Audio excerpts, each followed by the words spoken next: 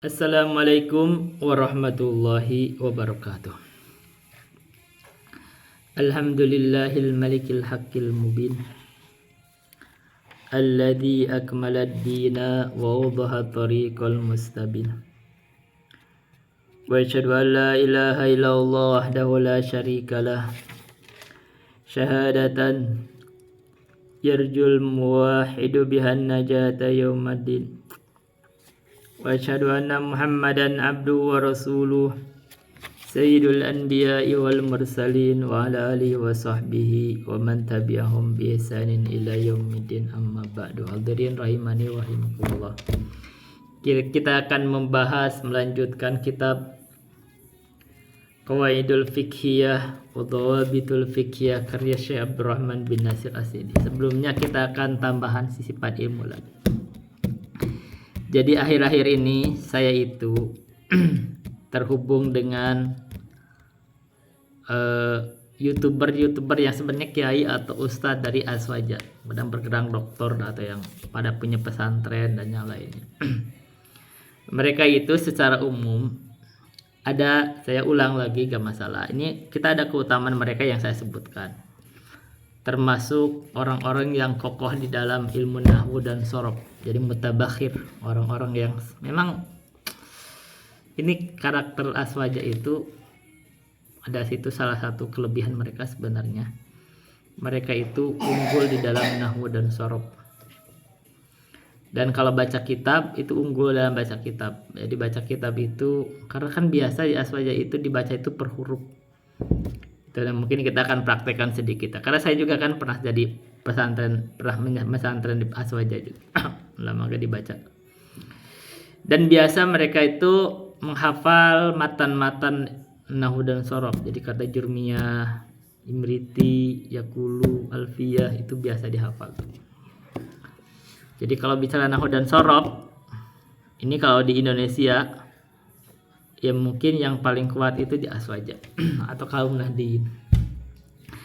Nah, masalahnya adalah banyak orang itu ustadz, terutama ya ustadz salafi itu tidak ada yang luput dari kritikan mereka, termasuk ya perlu saya sebut gak ya namanya? Bolehlah saya sebut. Yang paling banyak kena itu adalah gak enak juga ya. Gak apa-apa deh saya sebut. Ustadz Haris Abu Naufal. Saya tuh belum pernah ketemu ya sama beliau. Itu tuh banyak banget beliau itu dikritik oleh orang Aswaja. Banyak nih sebenarnya, ada banyak ustadz itu kena banyak semua. Dan yang lucunya itu ustadz guru kami sendiri, Ustadz Zulkarnain, yang beliau itu mengarang kitab ini nih, bisa baca kitab gundul. Itu kena kritikan juga. Dari kemarin beliau. Tapi kan itu kata saya sebut itu sabkulisan. Biasa ustadz itu kadang ada salahnya. Saya juga salah biasa. Jadi karena membaca isim kana beliau tidak dibaca dengan rofa. Mangkana akhiru kalamihi la ilaha illallah dakhalal jannah. Beliau membaca mangkana akhiru kalamihi la ilaha illallah. Nah, harusnya kalau dibaca akhiru. Tapi kan kita kalau sebagai murid kan beliau ada di videonya itu ditulis itu yang menulis mungkin yang edit videonya itu ditulis lafadznya itu akhiru gitu. Jadi ketahuan kalau memang itu salah ucap. Tapi maksudnya nih guru kami ini mutabakhir juga di dalam nahwu dan sorof gitu. Nah, beliau itu membuat karang kitab ini nih. Dan kitab ini bagus nih, bisa baca kitab gundul sistem 32 jam. Dan ini beliau merangkum kitab nahwu sorof itu kayaknya ya dari Jurmiyah dan Imriti. Dan mungkin dari Alfiyah dan banyak kitab juga. Dan yang paling kuatnya itu di sini di masalah tasqif. Pun demikian, ini kita harus ingetin, sehebat-hebatnya orang itu kadang ada kelirunya kalau pada saat membaca. Karena kadang-kadang kan mungkin ada sabkulisan. Ini dikritik juga. Ya harusnya biasa aja gitu loh. Harusnya biasa aja. Sama dengan saya kemarin pas baca sedikit ada kritikan salah sedikit karena baca harusnya dibaca bida'u, saya baca binu. Ya biasa itu loh, orang ada salahnya gitu loh. Tapi ini Ustadz Aswaja ini, Kiai Aswaja ini itu seneng ngangkat hal-hal yang sepele begitu jadi bacaan itu sepele. Padahal ada konten yang lebih penting itu dia gak disimak. Wah masalah gitu. Nah, tapi saya ini kan saya ini direpresentasikan sama mereka itu. Ini saya ini muridnya guru kami Ustadz Zulkarnain, dan memang saya mengatakan saya nggak banyak mengambil ilmu dari beliau. Terus saya juga pernah pesantren di Aswaja, dan dulu itu nahwu sorof itu adalah bidang yang saya sukai. Nah sekarang nih saya ajak diskusi sama mereka, ya udahlah kalau mereka senangnya nahwu dan sorof, kita diskusi nahwu dan sorof aja, nggak usah diskusi yang lain gitu loh. Jadi kalau bicara diskusi akidah, saya itu ada banyak kitab akidah saya hafal. Jadi kalau kamu diskusi sama akidah sama saya, Anda gak akan menang gitu loh. Kenapa? Karena kitab akidah aja saya hafal, banyak yang saya hafal. Dan kitab akidah yang Anda pelajari itu saya juga pernah belajar, tapi Anda belum pernah belajar kitab akidah yang saya pelajari gitu loh. Jadi itu kan itu masalah, itu udah satu bidang, satu sudut yang mungkin Anda sulit kalau mau diskusi sama saya kalau menang-menangan ya. Tapi saya itu orangnya bukan ingin menang-menangan juga. Kita itu kalau diskusi itu kita itu adalah lawan untuk meningkatkan pengetahuan gitu. Jadi saya tuh akui kalau Anda kelebihan di bidang itu, saya akui gitu loh. Dan saya juga dulu belajar nahwu dan sorof. Tapi saya akui, tapi nahwu dan sorof itu lama ada saya bukan ditinggalkan ya, hafalannya itu saya nggak ini. Tapi ya banyak saya praktekkan. Sekarang nah ini segini. Ini gentleman nih. Saya ini akhirnya mengajak diskusi khusus nahwu dan sorof di bidang Al-Quran. Jadi kita mau ninjau Al-Quran secara nahwu dan sorof. Saya pernah menghafal beberapa kitab, tapi ini hafalannya itu sebenarnya saya belum pulih. Itu salah satu ilmu yang dari 16 kitab yang saya hafal itu pernah, itu ilmu nahwu dan sorof itu yang hilang hafalannya sebenarnya. Jadi nahwunya jurmiyahnya mungkin sedang harus saya pulihkan lagi. Ini pernah saya hilang terus dipulihkan, udah agak hilang lagi mungkin. Imritinya hilang gitu. Yakulunya hilang, alfiyahnya hilang gitu, walaupun alfiyah itu kayaknya belum lengkap itu dulu. Tapi kalau kita yang sudah pernah belajar itu, walaupun kita pernah hafal dan pernah belajar dan pernah paham, dan kita berkecimpung setiap hari itu baca Arab, baca Quran itu selalu dipraktekkan. Jadi itu nggak lebeng lah ibaratnya, itu kita masih ada bayangan. Saya mengajak diskusi ini Kiai Aswaja itu untuk diskusi Al-Quran dalam tinjauan nahwu dan sorof. Nah ini bidang. Kalau bisa mungkin ada i'rabul Quran, kita mengi'rab Al-Quran. Diskusinya itu.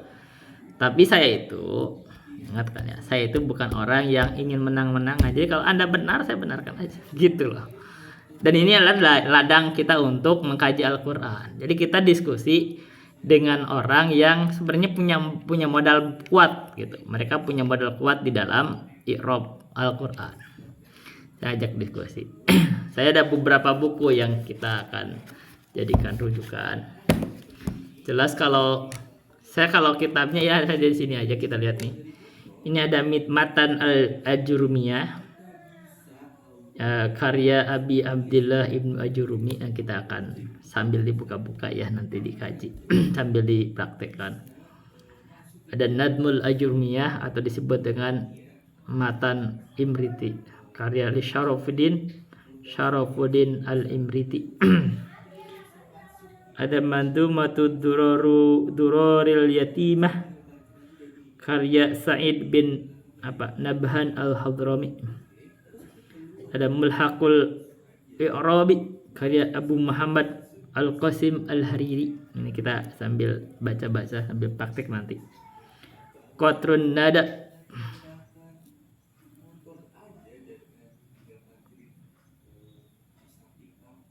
karya Ibnu Hisham Al-Ansari. Syudurud Dahab, karya Ibnu Hisham Al-Ansari. Alfiyah Ibnu Malik karya Ibnu Malik Al-Andalusi. Alamiyatul Af'al karya Ibnu Malik Al-Andalusi. Ini ada 3 jilid. Al-Muyassar. Ada Al-Muyassar jilid pertama nih. Ini karya Al-Muyassar fi ilmin nahwi.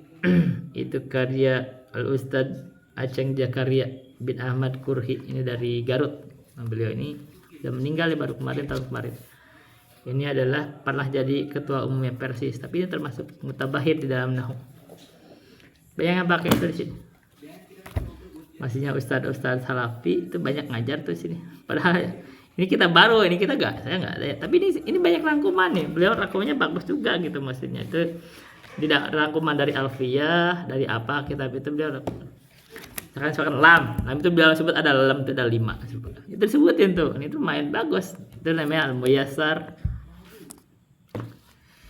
fi ilmi nahwi. Ada Al-Muyassar fil af'ali wal asma'i wal ahrufi karya Aceng Jakaria bin Ahmad Kurhi. Nah, beliau ini jadi 2-nya. Ini Al-Muyassar fi ilmi nahwi, ini jilid 3. Beliau juga ini kelihatannya ini lebih ke mensyarah Alfiyah. Hanya saja ini ada cetakan yang nggak bagus, ada yang hilang. Guru kami punya kue ini namanya sebenarnya adalah Al-Mukhtasar fi ilmin nahwi wa sarfi dalam bahasa Arabnya. Beliau ada bisa baca kitab gundul sistem 32 jam. Yang paling bagus. Ini beliau ada pakai bagan-bagan sebenarnya. Ini bagus ada bagan-bagan dirangkum dan beliau ada metodologi mengajar ya. jadi dicekcok beliau bacanya itu supaya nanti agak yang penting ketersambungan. Dan yang kuatnya di sini adalah contoh-contoh nahu tasrifannya itu termasuk bagus. Salah satu guru kami beliau ajak buat juga tuh namanya sebentar Ustadz Nur Samsul Qomar. Itu beliau juga tuh punya tuh namanya buku panduan ilmu sorof dasar teori dan praktek bahasa Arab. Tapi ini lebih sederhana ya, lebih sederhana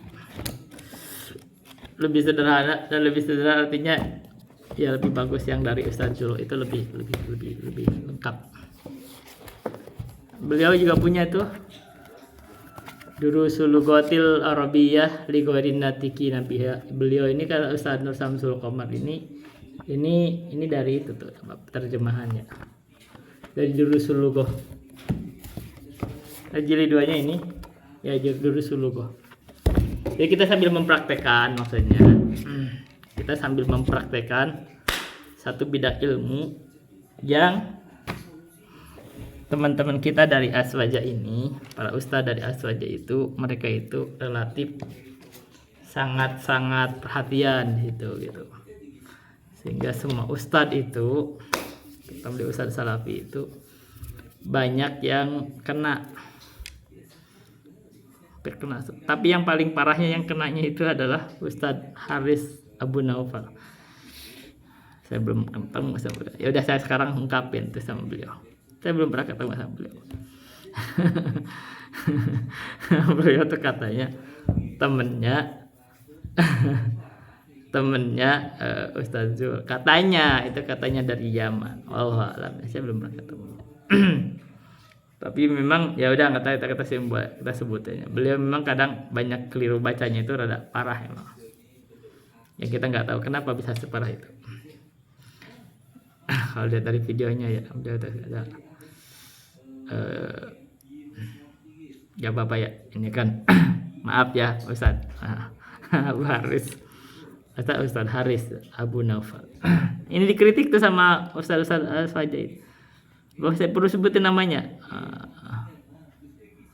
Saya sebutin dan namanya Ustadz atau Kiai Ahdi Afandi dari Madura.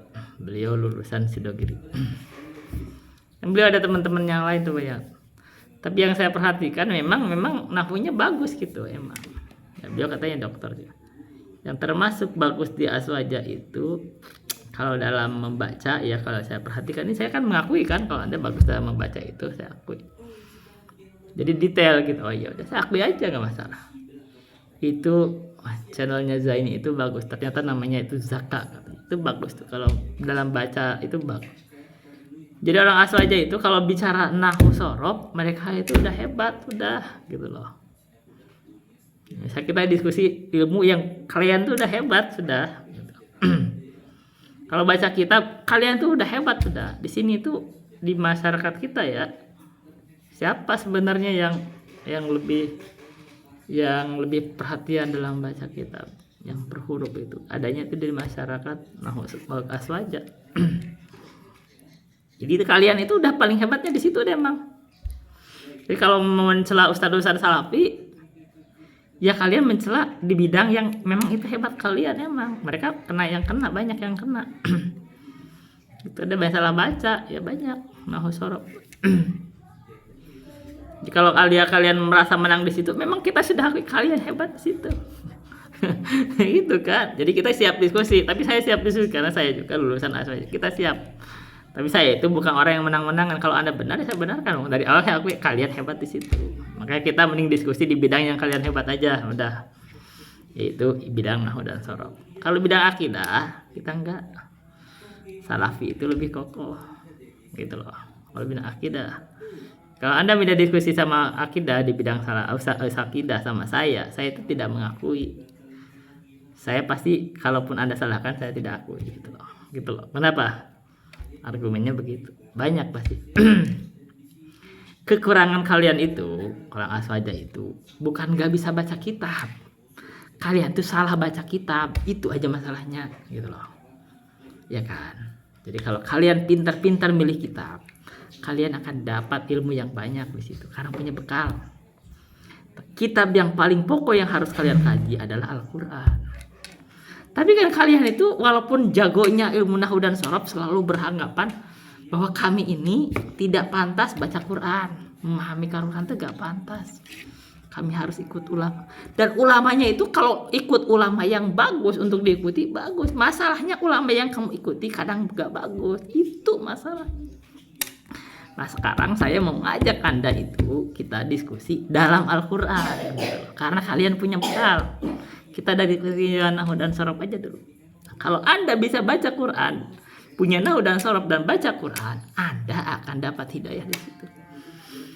Setelah Quran Anda baca tafsir. Tafsir yang bagus itu harusnya ada 4 tafsir. At-Tabari, Al-Qurtubi, Al-Baghawi, Ibnu Katsir. Kalau Anda baca tafsir itu, udah Anda akan dapat hidayah di situ. Gitu kan. Dan jangan menyepelekan kitab-kitab yang kita misalkan takrib. Anda itu kan ada kitab takrib itu Anda baca tuh. Tapi yang saya perhatikan, Anda itu banyak dari Anda itu menyepelekan kitab takrib. Kalimatnya itu takrib aja. Ada kata ajahnya itu artinya penyepelean. Karena kalian itu mengunggulkan i'anatut thalibin di atas takrib. Padahal takrib itu jauh lebih unggul dibanding i'anatut thalibin. Kalau dicek kesahihannya itu lebih sahih takrib. Matan Abu Syuja dan banyak ulama yang mensyarahnya. Harusnya yang Anda dipelajari dan diamalkan itu takrib. Dan salah satu yang kita sebut lagi di dalam takrib itu haram membangun kuburan. Tapi kenapa kalian pada bangun kuburan? Karena Anda gak ngamalin ilmu dari takrib. Saya dengar katanya ada di dalam i'anatut thalibin. Itu masalahnya. Ambil ilmu yang salah gitu loh. Ilmu yang benar ditinggalkan, ilmu yang salah diambil. Ini masalahnya. Anda punya Quran ditinggalkan, ambil pendapat orang yang menyelisih Quran. Ini masalahnya. Kalau bicara jago-jagoan nahwu, kalian udah paling jago sudah. Kalau jago-jagoan sorof paling jago sudah. Kalau jago-jagoan baca kitab paling jago sudah. Kita akui. Karena saya juga lahir dari Aswaja. Saya juga dari Aswaja itu berapa belas tahun belajar. Ada ilmunya saya manfaat. Ada ilmunya di Aswaja itu yang saya paling bersyukur adalah nahwu dan sorof. Ini yang saya syukuri. Karena kalau saya gak belajar nahwu dan sorof di Aswaja, ya saya dapat ilmu apa? Gitu loh. Tapi yang saya bersyukur juga saya tidak masuk di ilmu kalam walaupun diajarkan. Ini masalah. Berarti ketika amalan yang mereka sebenarnya dianggap akidah yang pokok, yang itu ciri khasnya Aswaja yaitu ilmu kalam, diajarkan ke saya nggak masuk di saya. Kenapa? Karena saya baca Quran. Jadi Anda ini sudah jago di dalam nahwu dan sorof. Kalau Anda baca Quran, Anda akan seperti saya sebenarnya. Anda akan menolak akidah ilmu kalam. Ya kan? Itu ujungnya. Dan kalau Anda mengikuti aja pelajaran-pelajaran misalkan kitab yang saya rekomendasi, Anda akan membenarkan apa yang saya sampaikan. Dan Anda sudah bisa kemampuan membaca itu. Bisa. Jadi artinya kalau Anda gak baca, masalah di akhirat. Kenapa sudah dikasih tahu ini kitab ini di Google juga banyak kok, cari itu kitabnya ada. Kenapa gak mau baca? Anda udah bisa baca Quran, nahunya sorofnya bisa, Qurannya bisa, sorofnya bisa, nahu bisa. Kenapa Anda gak baca Quran? Padahal nahu dan sorof itu alat. Alat loh. Ilmu alat itu Anda tidak bisa makan dengan alat itu. Anda tidak bisa manfaat dari alat itu. Manfaatnya itu kalau Anda gunakan alat itu, yaitu pahami Al-Quran dengan ilmu alat yang Anda punya. Ini yang saya sekarang ajak kita. Pahami Al-Quran itu dengan ilmu alat yang kita punya. Berapapun alatnya, terserah. Saya mungkin hafal ulumul Quran, ini alat. Anda mungkin gak hafal ulumul Quran. Anda bagus belajar, manfaatkan ilmu alat yang Anda punya untuk memahami Al-Quran. Kan gitu. Jadi sekarang kita pakai ilmu yang Anda punya, yaitu nahwu dan sorof. Dan saya ajak diskusi Kiai Ahdi Afandi, nanti kita sebut aja. Dan silahkan sama teman-temannya Zaka atau kita ada temannya juga termasuk jago. Kita makanya yang orang-orang jago itu dia juga sering tag saya juga, karena dia tahu juga kalau saya itu ada ilmunya juga. Namanya ulul ilmi. Sekarang jadi Pupu Papa Mulyono. Nyindir itu namanya dari Pak Jokowi. Dan ada Abu Najwa. Kita ngajak diskusi. Saya juga boleh aja diskusi, tapi diskusi itu harus dengan satu rujukan yang sama. Kita sudahlah. Kita nggak usah bahas akidah dulu, kita bahas Al-Quran aja gitu loh. Kita diskusi Al-Quran dalam perspektif nahwu dan sorof, yang itu kekuatan Anda gitu loh. Itu aja udah. Saya tuh nahwu dan sorof juga saya ada bekal, insya Allah di zaman dulu senang. Ada ilmu-ilmunya yang saya pernah hafal memang. Nah, tapi kadang hafalannya itu ada ini ilmu yang hafalannya gak terjaga di saya. Jadi dari 16 kitab itu yang saya pelajari, yang saya hafal, itu ilmu nahwu dan sorof itu yang hilang gitu loh. Itu masalahnya. Tapi ini saya gentle sama Anda itu. Kita diskusi di bidang yang Anda kuat, itu aja. Kalau di bidang akidah kan Anda gak mau juga sih sebenarnya kan. Dan saya juga apalagi misalnya kita akidah yang saya hafal nggak mau kan dia kan. Gimana sih? Udah, saya mengalah. Kita diskusi di bidang yang Anda kuat, yaitu kita diskusi Al-Quran dalam perspektif nahwu dan sorof. Kita i'rab aja Al-Quran. Nanti kita lihat pemahaman Al-Qurannya gimana. Dan harusnya itu harus jadi kebiasaan Anda. Amalkan itu, ilmu alat itu kan nikmat ya. Kita kan capek itu ya, lama-lama kita gak capek kita belajar al-kalamu huwal abdul. Dari kecil saya hafalin itu tuh. Ini kan capek gitu. Dan saya dari kecil itu sebenarnya juga dalam nahwu dan sorof ya. Itu per huruf itu dibongkar tuh. Bismillahirrahmanirrahim itu di tuh. Huruf jar, ismi itu adalah majrur, berasal dari masdar. Misalkan gitu kan. Itu dibongkar semua ar-Rahman. Jadi ini adalah sisipan ilmu, kita akan diskusi live di channel mereka gitu, di YouTube, di channel mereka, di Facebook mereka. Saya tidak akan tampilkan di YouTube ini. Jadi ini YouTube khusus untuk kajian ilmu. Itu kan diskusi, jadi bukan kajian ilmu. Saya nggak tampilkan. Dan saya nggak akan rekam. Jadi mereka yang rekam, saya nggak rekam. Nggak ada. Itu cicipan-cicipan yang pertama. Yang kedua,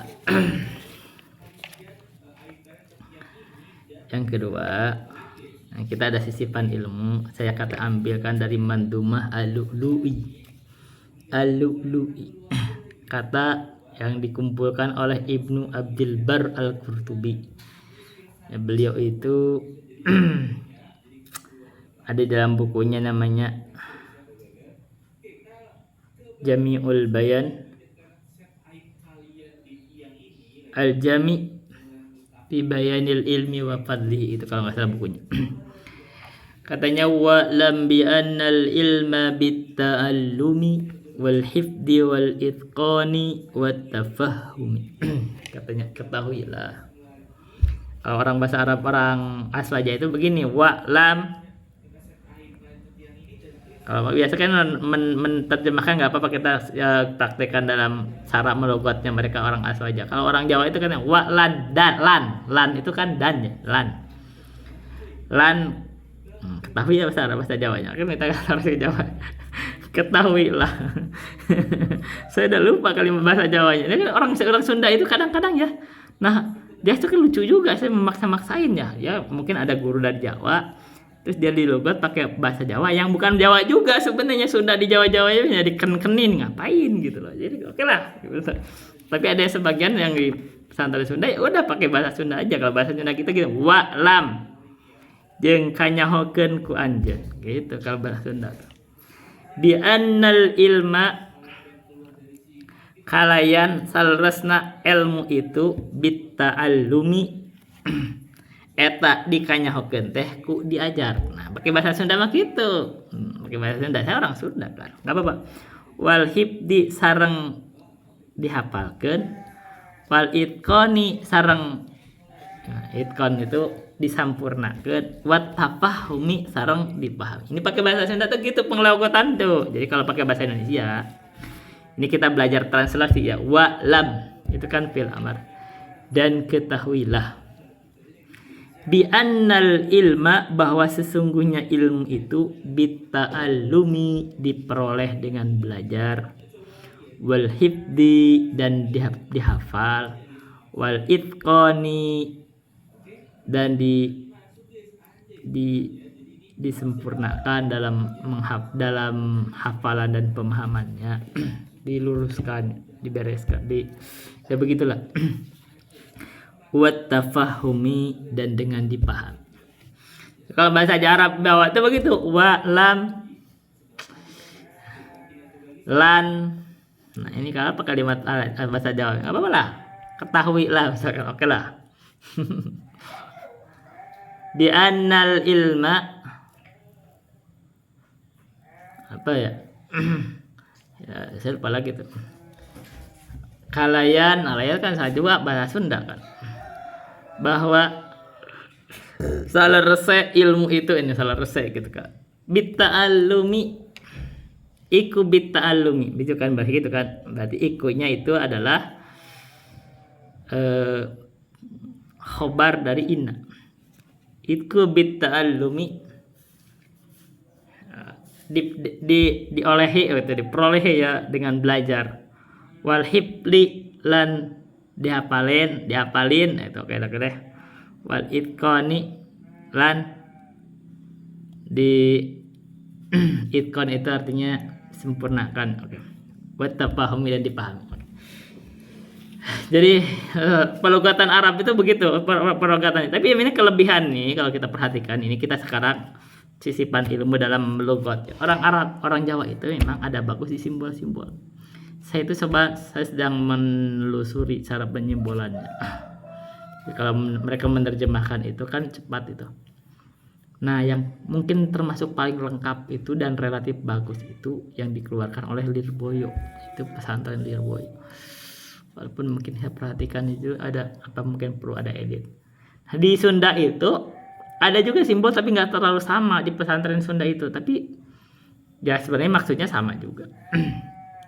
Tapi simbolnya beda-beda ya gitu. Jadi kalau misalkan mubtada itu artinya kalau dalam bahasa Indonesia sesuatu yang diterangkan. Itu isim atau kata benda yang diterangkan.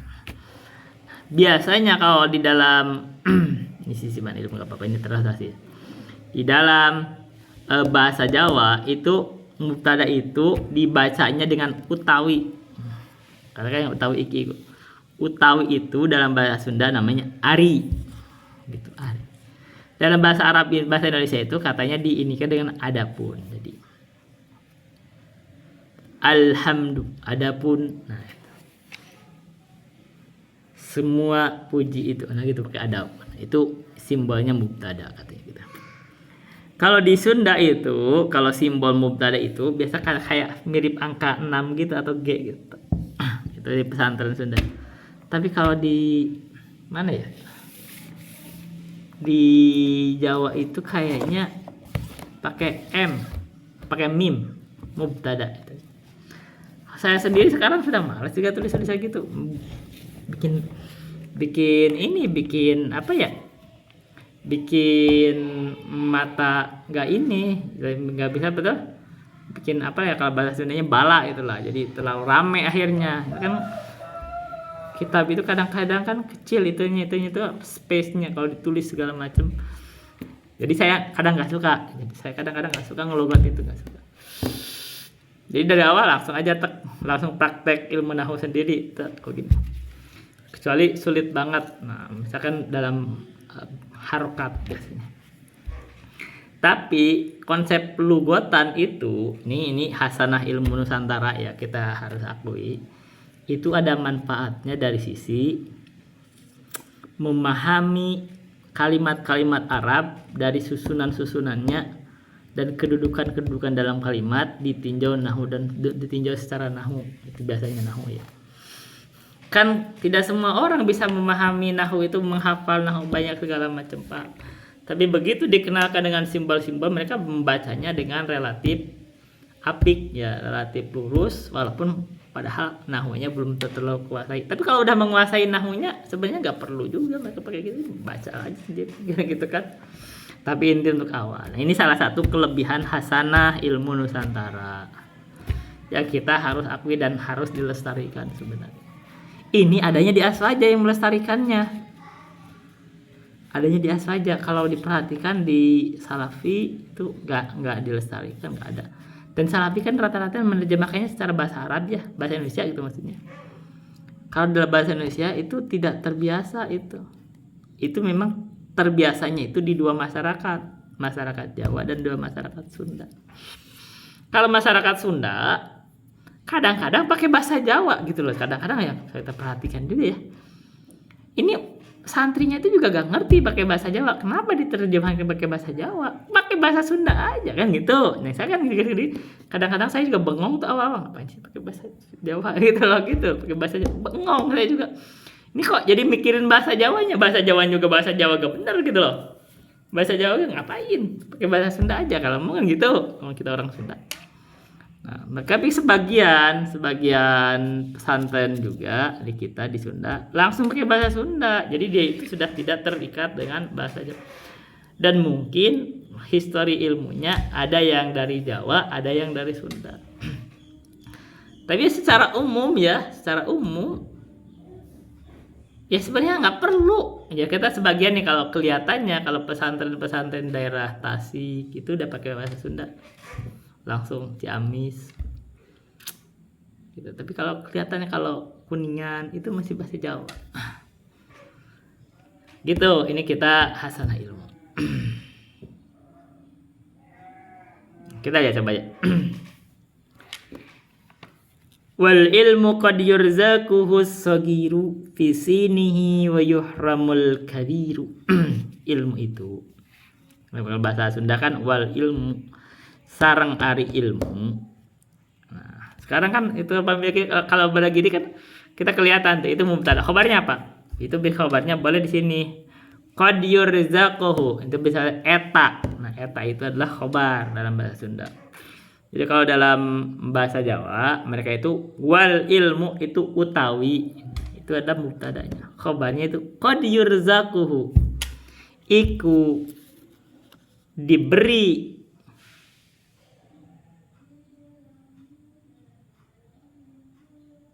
terhadap ilmu, berarti hu-nya itu jadi maf'ul, diberi terhadap ilmu itu. Nah sekarang butuh filenya apa? As-saghiru, siapa atau saha, pakai bahasa Sunda itu saha itu fa'il artinya, jadi pelaku. Siapa yang diberi? As-saghiru, orang yang masih kecil. Fisinihi dalam umurnya yang masih kecil itu umurnya masih kecil tapi diberi ilmu. Nah, wa yuhramul kabiru dan diharamkan siapa? Nah itu dijadikan ini mabni majhul. Maksudnya apa?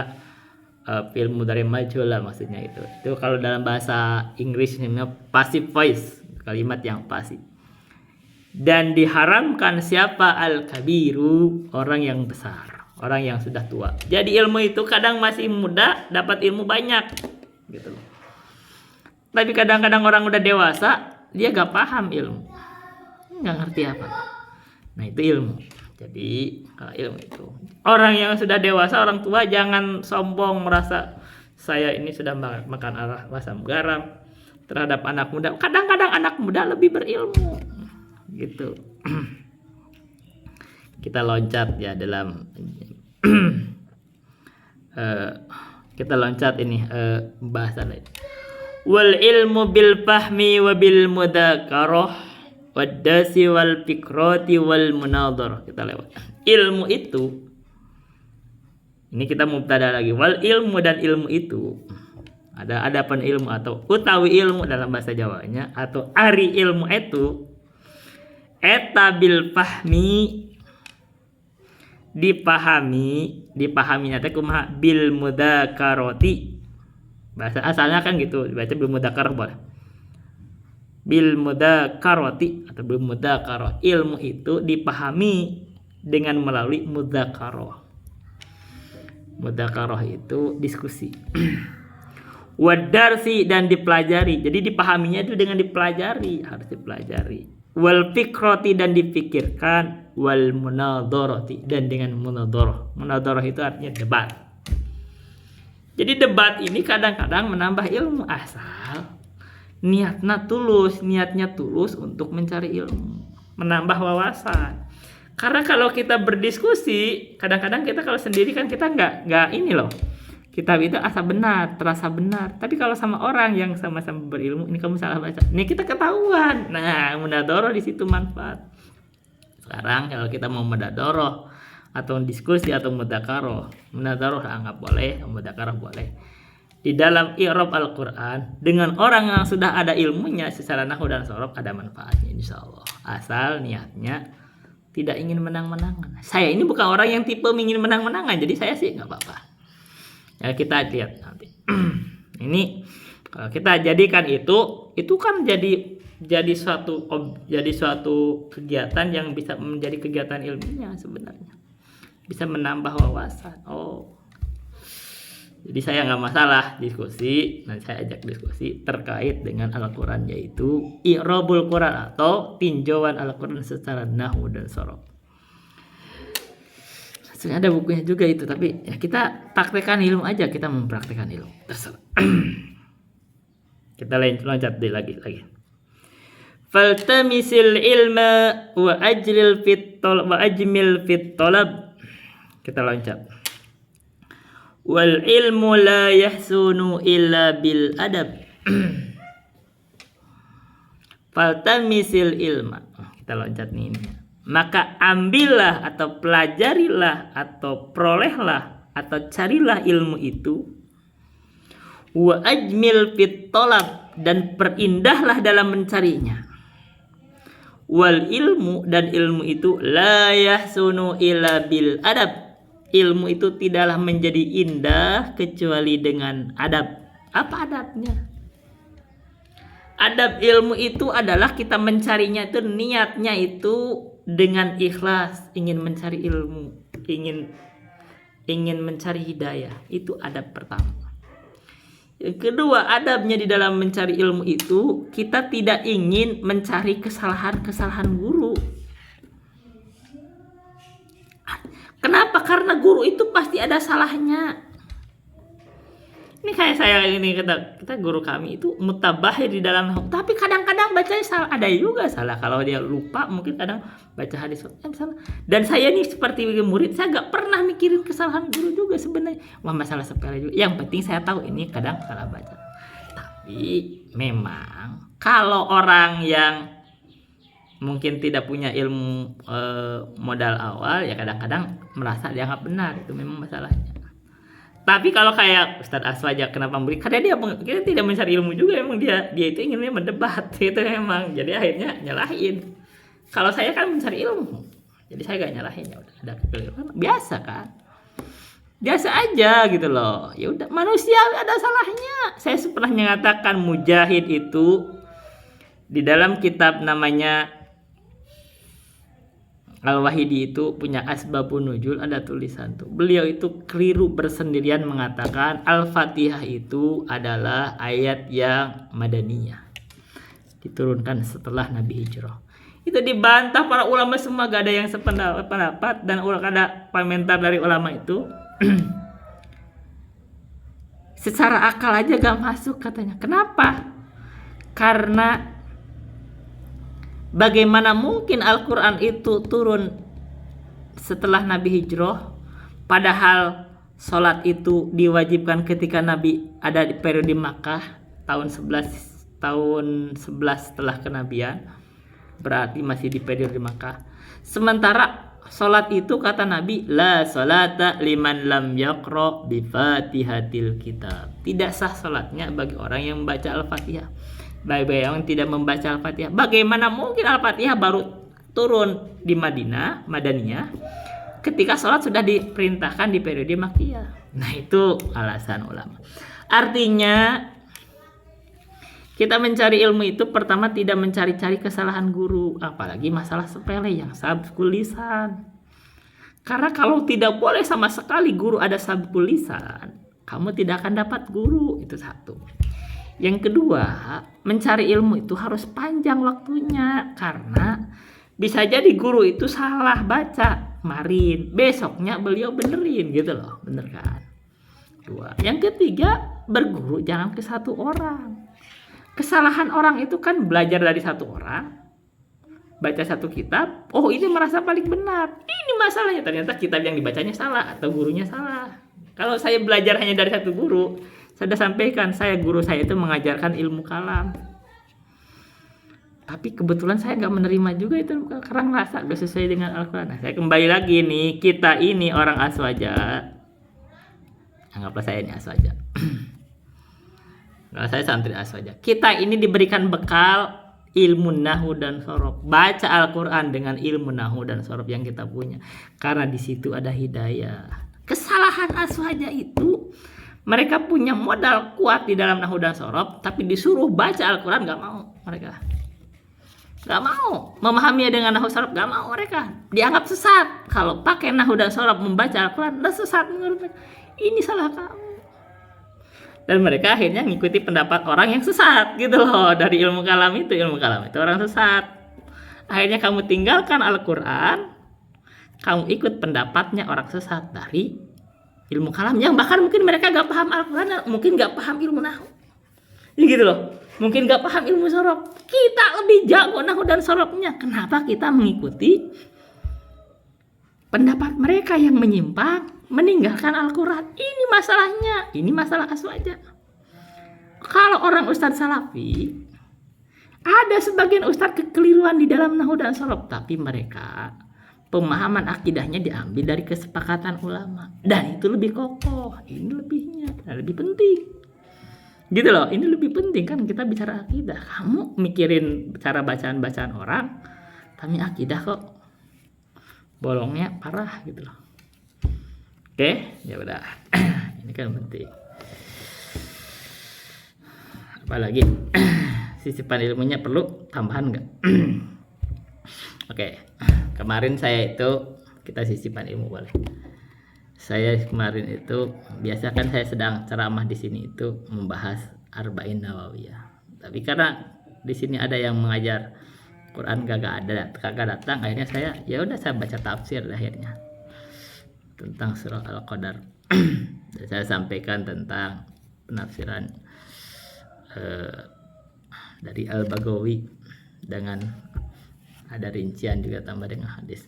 Tapi mungkin ya, ini kita juga mengasih pesan ya, bahwa orang itu, dan saya juga sampaikan dari ulumul Quran tambahannya, orang itu artinya sebenarnya ada kelebihan dan keutamaan pelajaran. Kalau orang itu tidak senang mengakui kelebihan orang lain. Ada hasad. Apalagi misalkan ada orang manfaatin itu, ada nggak penegas pendapat di hal tertentu, seorang nggak usah dikasih ngomong, nggak usah dikasih waktu, nggak usah kalau pengajian dibubarin, yang rugi itu masyarakat. Kan ada kejadian, kan saya pernah gitu. Mereka masyarakat tuh sedih pada pastinya.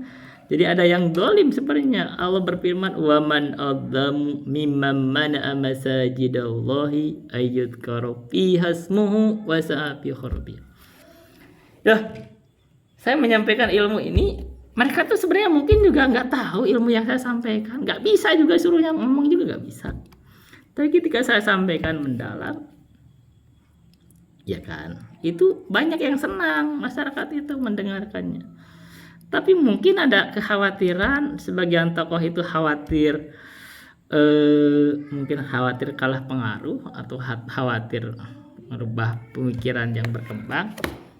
Si bubarin aja pengajian, nggak usah dikasih waktu atau rebut mic-nya aja itu sekarang. Tapi itu kedoliman. Anggaplah hal-hal yang tertentu itu nggak sependapat, pendapat masalah sepele. Misal aja, sebut aja saya itu tidak senang dengan muludan. Kenapa? Kan Nabi juga gak syariatkan, dan sebenarnya itu membebani masyarakat juga. Di tiap tahun diambil bayaran itu. Rajaban itu membebani masyarakat juga, mewajibkan sesuatu yang gak wajib, membebani masyarakat. Dan sekarang Pak Dedi membuat instruksi, jangan tarik-tarik itu muludan karena membebani masyarakat. Itu kan benar. Nah, jadi ketika saya kagak mau itu, gak suka karena itu membebani masyarakat dan gak wajib juga, mereka itu anggap saya ini orang apa, dianggapnya agama apa, kagak muludan. Ya, agama apa yang nggak lagi muludan? Nabi juga gak ngelakuin muludan gitu loh. Itu agama apa justru gitu. Tapi akhirnya hal yang lebih penting yang mereka pasti sepakat ditinggal. Akhirnya itu dihalangi. Itu kadang-kadang mungkin kalau perlu saya dihalangi untuk, ya saya sih gak ada ruginya, buat saya sih gak ada ruginya anyway gitu. Saya pergi ke sana segala pengajian itu ngambil waktu saya, ambil bensin saya, gak ada bayaran juga gitu loh. Kalau secara pribadi gak ada ruginya. Tapi yang rugi masyarakat. Ini harus belajar. Kita masuk sekarang Qaidatul Fiqhiyah wa Dawabitul Fiqhiyah karya Syekh Abdurrahman bin Nasir As-Sa'di. Kemarin kita sudah bahas, ini saya baca dari hafalan. Jadi kita kemarin sudah bahas apa ya kaidahnya? Kullu syartin lazimun lil akidi fil bai'i wan nikahi wal maqasidi illa syurutan halalat muharrama au aksahu fabatilatun fa'lama. Sekarang kayak bait selanjutnya, tusta'malul qur'atu indal mubhami minal huquqi auladat tazahumi. Tusta'malu dipakai, al-qur'atu itu undian. Jadi ini tusta'malu dipakai undian itu indal mubhami ketika ada yang enggak jelas. Apa yang enggak jelas itu minal hukuki, dari hak-haknya enggak jelas. Ini hak siapa sebenarnya? Auladat tazahumi, atau ada desak-desakan atau ada kompetisi, ada persaingan untuk mengambil hak itu. Kita kasih contoh. Seorang suami itu, ini Nabi itu kadang berjihad. Dan berjihad itu, ketika jihad itu ada prediksi menang, itu Nabi itu menawarkan salah satu istrinya untuk ikut menemani Nabi. Nah, masalahnya istri Nabi kan banyak, lebih dari satu. Itu tidak diketahui siapa yang berhak untuk ikut, maka Nabi melakukan undian. Undian seperti ini boleh. Kenapa? Karena ini artinya kita mengembalikan sesuatunya kepada takdir. Yang keluar undian itu dia yang mendapatkan takdir untuk mengikuti Nabi. Jadi gitu, kalau misalkan kita ada seorang suami punya istri lebih dari satu, ada hak untuk istrinya. Siapa aja yang dapat undian itu, dia yang berhak gitu. Satu. Dan banyak hal lain, banyak. Kita kasih contoh ya. Kalau misalkan qomat, semua berhak untuk qomat, atau semua berhak untuk adzan, semua berhak untuk imam, misalkan, dan tidak ada yang ditentukan, itu boleh diundi. Atau semua berhak misalkan untuk di shop yang paling pertama gitu kan, semua ada berhak di situ, boleh diundi. Karena di shop yang paling pertama atau imam atau adzan atau iqamah itu ada keutamaan. Jadi itu hak. Tapi di kita kan jarang ya sampai mengundi gitu. Kadang mempersilahkan. Itu aja yang bisa saya sampaikan. Billahi taufiq wal hidayah. Wassalamualaikum warahmatullahi wabarakatuh.